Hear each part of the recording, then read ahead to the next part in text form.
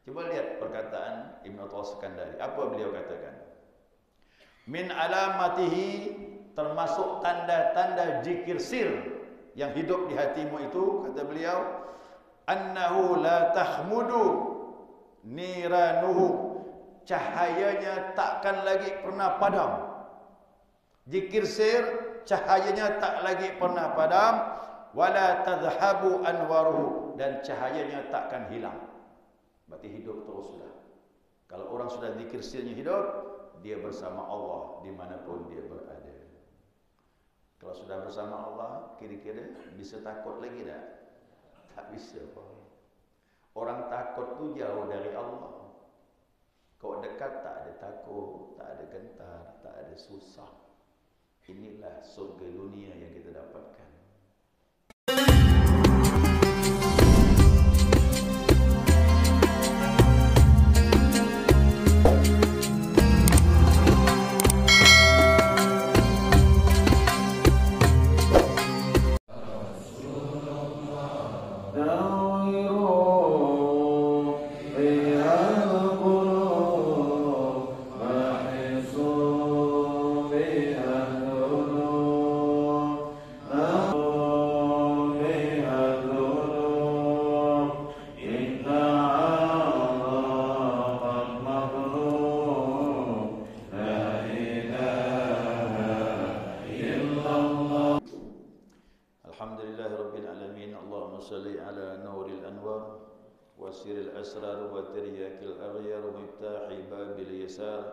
سيدنا ومولانا محمد المختار وآله الأطهار وأصحاب الأخيار عدد نعم الله وإفضاله.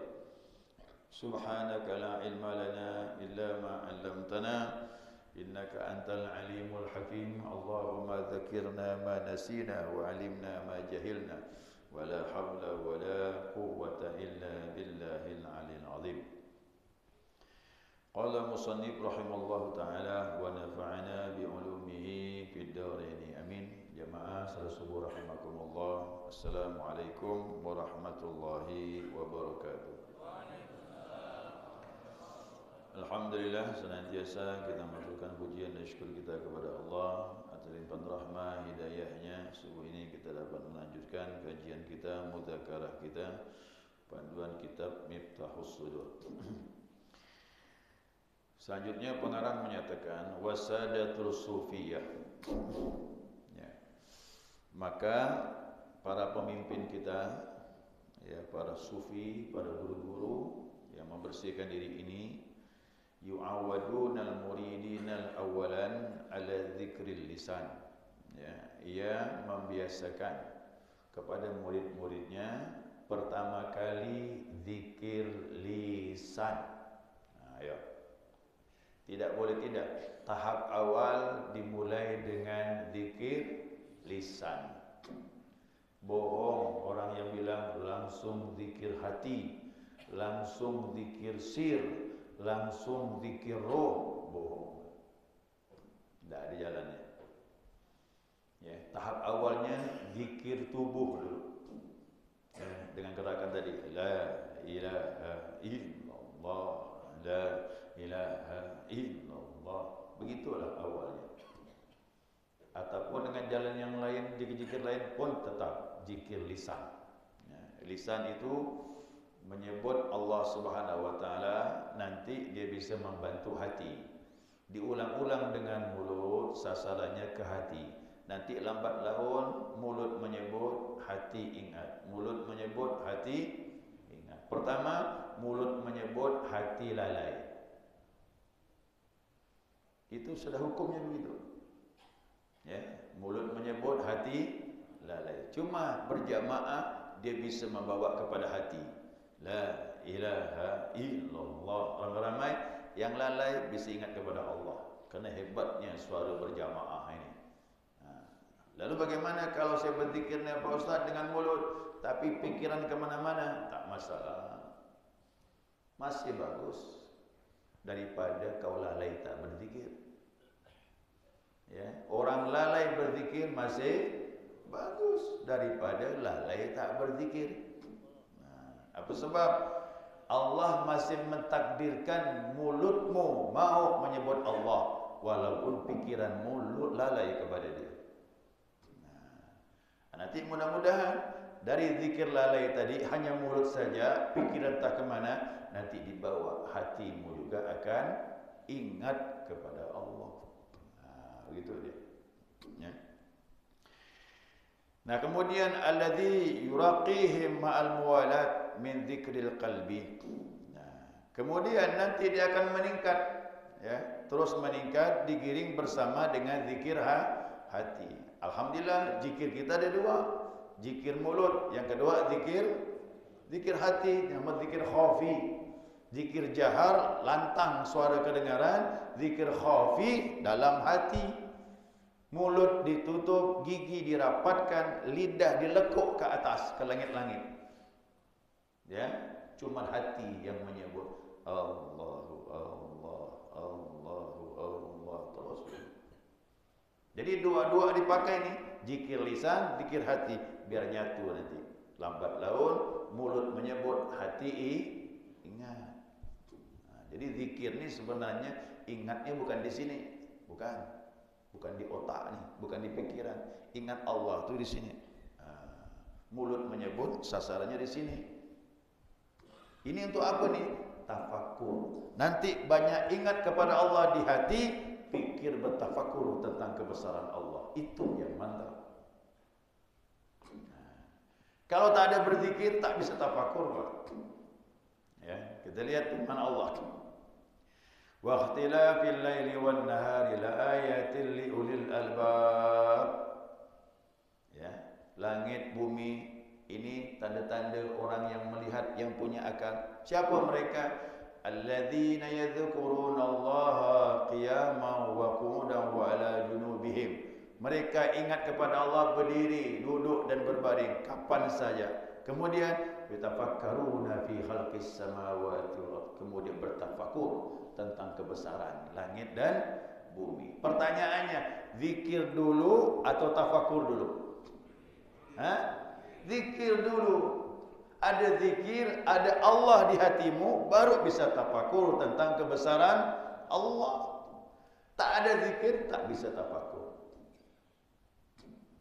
Nah, makanya akal ini akan melihat kebesaran Allah, buah dari hatimu mengingat Allah.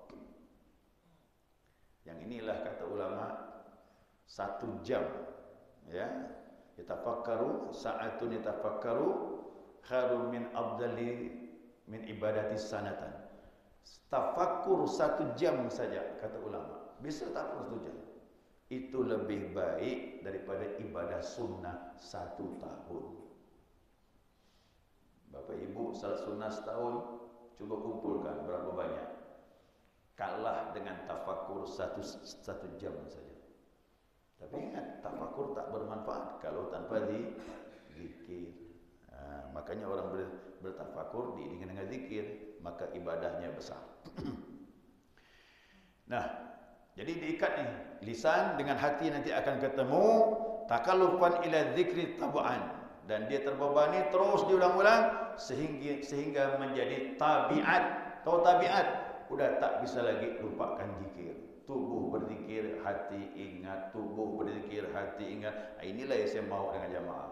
Ayo, mulut berzikir, hati ingat. Jadi tabiat. Tabiat atau apa? Cap, tempel, tak lepas lagi.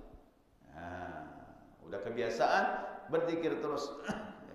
Tsumma alladzi dzikru sirri wa alamatun hadzal hadzal akhir innaka idza tarakta dzikra fa innahu la yatrukuka.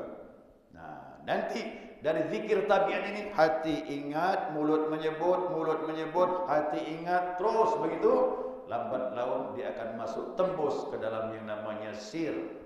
Hati sudah ingat, naik meningkat kepada sir. Sir itu apa? Dalam berzikir sendiri. Oh, ini yang susah nih. Dulu pernah saya sampaikan.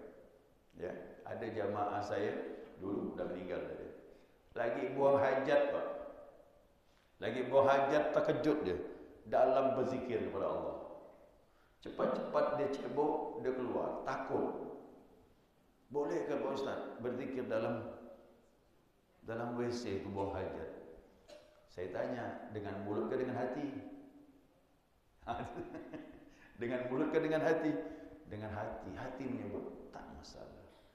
Yang tak boleh, mulut. Nah, jangan waktu buang hajat, mulut menyebut Allah, Allah, Allah. Itu tak boleh. Ya, orang pun nilai itu orang gila dalam. Ya, jadi mulut itu yang dilarang. Jangan nyebut Allah waktu buang hajat. Tapi kalau hati menyebut Allah, biarkan. Dan dia terkejut. Bukan saya berzikir Pak Ustaz, dia berzikir sendiri. Itulah zikir sir.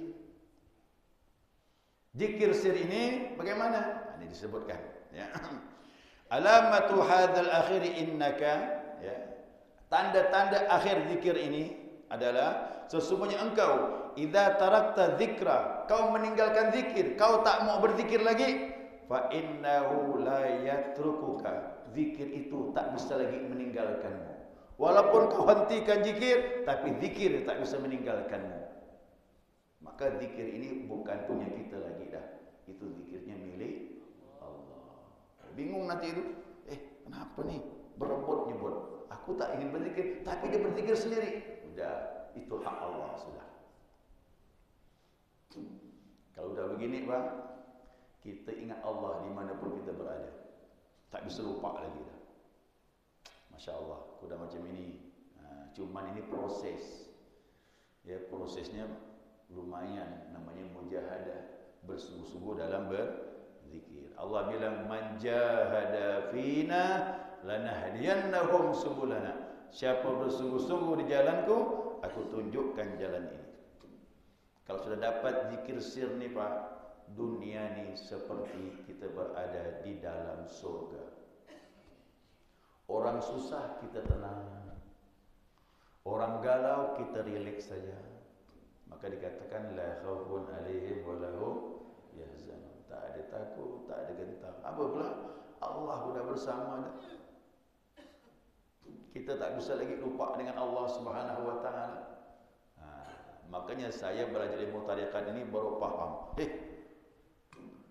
Kita ya umat Nabi Muhammad bisa macam ini. Kalau sudah jadi zikir sirnya tak bisa lagi lupa dengan Allah. Makanya bagaimana lagi orang yang dipersiapkan dari awal sampai akhir, yakni Nabi kita Muhammad sallallahu alaihi wasallam. Tolong tanamkan jamaah. Ya, siapa terbetik di hatinya bahwa Nabi sempat lupa dengan Allah, kufur dia. Makanya bergandengan asyhadu an la ilaha illallah, setelah itu wa asyhadu anna Muhammadur Rasulullah. Kenapa bergandengan ni? Kerana kedua-duanya beriringan, berkesinambungan dan tak pernah berpisah. Jadi siapa ingin dekat sama Allah, pintunya tak ada lain kecuali pintu Nabi kita Muhammad sallallahu alaihi wasallam. Ya, ni tolong fahamkan ni kita baca. Siapa menganggap Nabi pernah lupa dengan Allah, maka kufur dia. Ingat dulu hadis mengenai Nabi salat 4-4-3. Itu hadis tu sahih di Bukhari. Orang menganggap tarawih padahal tu witir. Ya kan? Kemudian Nabi salat 4, jangan kau tanya panjang dan indahnya. Kemudian Nabi salat 4, jangan kau tanya panjang dan indahnya. Tsumma salas, kemudian 3 rakaat. Setelah itu Nabi berbaring. Setelah Nabi berbaring, ditanya sama Aisyah, "Ya Rasulullah, atanama qabla witir? Apakah kau tidur setelah witir?" Nabi berbaring begini. Atanamu ainayya wa la yanamu qalbi. Kata Nabi, mataku memang tidur, tapi hatiku tidak. Bapak Ibu, Nabi tidur zikir. Tidur Nabi zikir. Ingat kepada Allah. Apalagi dalam keadaan jaga. Itulah para Nabi. Nah, kita ni maaf disuruh bangun. Hati kita ni bangun. Apa makna tahajud? Bangun dari tidur. Saya tanya sama guru-guru wakil talqin. Ni saya ni ada maklumat. Ada maklumat dari Abah menyatakan dia bertanya dengan orang tuanya, Abah Sepuh. Abah Sepuh tak pernah tidur. Tak pernah tidur Abah Sepuh. Dari mulai salat Isya, zikir-zikir sampai jam 12 sambung tahajud. Tahajud kan tidur dulu, Pak. Mana boleh tahajud tak tidur. Makanya si anak bertanya dengan ayahnya, wahai ayah, aku lihat kau tak tidur. Jadi salat malam ini apakah salat tahajud? Iya, salat tahajud, kata beliau. Secara syariat salat tahajud harus tidur dulu. Tapi dia mengklaim beliau juga tahajud. Jadi tahajud apa? Fatahajjat bihi nafilatan lak, suruh bangun waktu malam. Abah Sepuh bilang, dia bilang, ini tahajud juga. Yang Allah suruh bangun itu bukan fisikmu, yang Allah suruh bangun itu hatimu. Apalah artinya kau bangun dari tidur tapi hatimu belum bangun bersama Allah. Itu maksud beliau. Jadi tahajud bagi kami, hatimu bangun tengah malam menuju kepada Allah Subhanahu wa taala. Itulah tahajud bagi kami. Oh, ternyata begitu pandangan tasawuf. Tak tidur pun tak masalah, bisa tahajud. Apa sebab? Hatinya yang bangun. Kalau kita, tubuh kita yang bangun, itu pun sempoyongan kita. Walaupun tahajud 12 rakaat, belum tentu hati kita bangun bersama Allah Subhanahu wa taala. Jadi hati-hati jemaah. Zikir sir kalau sudah hidup dia tak bisa dihentikan. Ya, bahkannya, ini bahkannya. Ya, bal yarudduka minal ghaibati ilal hudur. Bahkan dia mengembalikan dirimu tatkala sempat lupa kepada Allah, dialah yang mengembalikan sehingga hatimu hadir lagi bersama Allah. Jadi tak bisa lupa. Tak bisa lagi dia lupa. Lalai diingatkan lagi. Lalai diingat. Sir itu yang ngomong, ingat Allah, ingat Allah. Begitu kalau dia. Nah, ini di mana saja pun tak bisa lagi lupa dengan Allah. Walaupun lagi buang hajat. Kira-kira apa jamaah yang Nabi keluar dari kamar kecil? Apa ucapan Nabi? Ghufranak. Alhamdulillahilladzi adhaba 'annil adha wa 'afani. Tapi kalimatnya ghufranak pertama tu. Pengampunanmu ya Allah. Apa sebab? Nabi minta ampun sama Allah. Kenapa? Dalam kamar kecil mulutnya tak menyebut Allah. Itu saja yang Nabi minta ampun. Tapi hati jadi Nabi beradab dengan Allah. Dalam kamar kecil, mulut tertutup. Keluar, aku minta ampun ya Allah. Tadi dalam kamar kecil, mulutku tak menyebut engkau. Tapi hati menyebut Allah. Kemudian Nabi berdoa, Alhamdulillahilladzi adhaba 'anil adha wa 'afani. Segala puji bagi Allah yang menghilangkan penyakit dari diriku dan menjadikan aku afiat sehat. Kayak buang kotoran tu, penyakit keluar tu. Ya? Kotoran kau tak dikeluarkan gimana? Bisa berkumpul. Sebulan tak buang kotoran, habis Pak, kandas gitu. Ya. Mungkin akhirnya orang takziah. Akhirnya orang takziah dengan kita. Kalau 1 bulan tak bisa buang kotoran itu, maka Nabi minta ampun sama Allah, mulut tak berzikir, berterima kasih dengan Allah, penyakit keluar. Ya, penyakit keluar. Masya Allah. Jadi kok belajar zikir nih Pak, belajar tasawuf, kita ni jadi hamba Allah. Betul-betul mandang pemberian Allah tu banyak kepada kita. Makanya siapa tak berzikir, tak bersyukur. Fadhkuruni adzkurkum washkuruli wala takfurun. Ingatlah kau kepadaku, aku ingat kepadamu. Dan bersyukurlah kau kepadaku, jangan kau kufur. Berarti orang yang berzikir syukur pasti insya-Allah. Banyak terima kasih dengan Allah. Nikmat begitu banyak. Ya, nikmat begitu banyak. Wa yaqulu Sayyidi Ibnu Athaillah Sakandari. tadi itu Sekandari, bukan Sukandar. Sukandar itu tetangga saya. Ya. Ibnu Athaillah Sekandari ini ulama besar Pak, pengarang kitab Al-Hikam. Alhamdulillah di rumah tadi malam belajar Al-Hikam ba'da Isya. Jamaah yang kepingin mendalami kitab tasawuf Al-Hikam, boleh di rumah ba'da Isya setiap malam Kamis. Sama ini, sejalan ilmu ini. Cuma sana nasihatnya banyak. Nasihat-nasihatnya tentang perjalanan menuju kepada Allah Subhanahu wa taala. Ini orang Mesir nih, Pak, ya, atau Allah Sekandari Mesir. Sejaman dengan Ibnu Taimiyah. Ibnu Taimiyah di Damsyik dari Mesir. Ibnu Taimiyah itulah yang banyak menyesatkan para sufi, termasuk Ibnu Arabi disesatkan sama Ibnu Taimiyah. Tapi Ibnu Taimiyah panjang umur, dia jalan-jalan ke Mesir, ketemu dengan Athaillah Sekandari. Nah, dia tanya, kenapa Ibnu Arabi itu berbicara seperti itu? Seolah-olah menyalahi syariat. Kata Ibnu Taimiyah. Ibnu Athaillah Sekandari beritahu sama Ibnu Taimiyah, bahasa kami ini bahasa isyarat. Yang paham isyarat dia beruntung, yang tak paham isyarat jadi fitnah.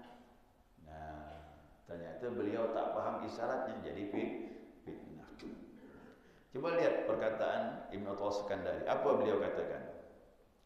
Min alamatihi, termasuk tanda-tanda zikir sir yang hidup di hatimu itu, kata beliau, annahu la tahmudu niranuhu, cahayanya takkan lagi pernah padam. Zikir sir, cahayanya tak lagi pernah padam, wala tadhhabu anwaruhu, dan cahayanya takkan hilang. Berarti hidup terus sudah. Kalau orang sudah zikir sirnya hidup, dia bersama Allah dimanapun dia berada. Kalau sudah bersama Allah, kira-kira bisa takut lagi tak? Tak bisa. Orang takut tu jauh dari Allah. Kau dekat tak ada takut, tak ada gentar, tak ada susah. Inilah surga dunia yang kita dapatkan. Nah, ya, firman Allah surah Ar-Rahman. Wa man khafa maqama rabbih jannatan fabi ayyi ala'i rabbikuma tukadziban. Siapa yang takut dengan kedudukan Ar-Rahman, dia mendapatkan dua surga. Nikmat Tuhan mana lagi kau dustakan? Mana dua surga? Surga nanti di akhirat, surga dunia ini tadi bersama Allah. Siapa bersama Allah, dia telah merasakan surga dunia. Nah, ini yang tak bisa diungkapkan. Lam yazuk lam yadri. Siapa tak merasa tak tahu. Ya, sama orang yang belum kahwin, tak tahu nikmat kahwin. Ya, yang udah kahwin boleh ngomong tak? Tak boleh, dia diam je lah. Ya, ilmu rasa tu Pak cuma bisa dirasakan, tak bisa diungkapkan. Ini saya beri contoh Pak biar faham. Yang belum kahwin masih menghayal-hayal macam mana ya, dia belum merasakan. Ilmu ma'rifatullah, zikir kalau sudah hidup, yang bersangkutanlah bisa merasakan nikmatnya dan dia tak bisa mengungkapkan. Kerana masalah rasa. Rasa tak bisa diungkapkan. Makanya Abah Anom bilang, jangan kau merasa pandai. Pandai-pandailah merasa. Itu dia. Ini perkataan sedikit tapi dalam. Jangan kau merasa pandai. Kau merasa pandai, rusaklah gitu, hancur di mana-mana orang tak senang. Tapi sebaliknya, pandai-pandailah kau merasa. Kalau kau bisa merasa bersama Allah, disitulah nikmat yang tak bisa diungkapkan. Ya, ini namanya lezat, Pak. Lezat ibadah, lezat iman. Itu dirasakan dengan zikrullah. Mudah-mudahan Allah bimbing kita. Ya, istiqamah. Saya minta istiqamah, zikir berjamaah rutin, insya-Allah mudah-mudahan kita diberi Allah kelezatan iman ya dalam ibadah kepada Allah.